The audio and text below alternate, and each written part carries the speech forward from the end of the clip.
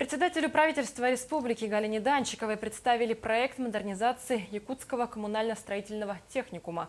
Глава правительства Якутии накануне посетила учебное заведение и ознакомилась с проектом по модернизации техникума, предусматривающим в первую очередь расширение учебных площадей.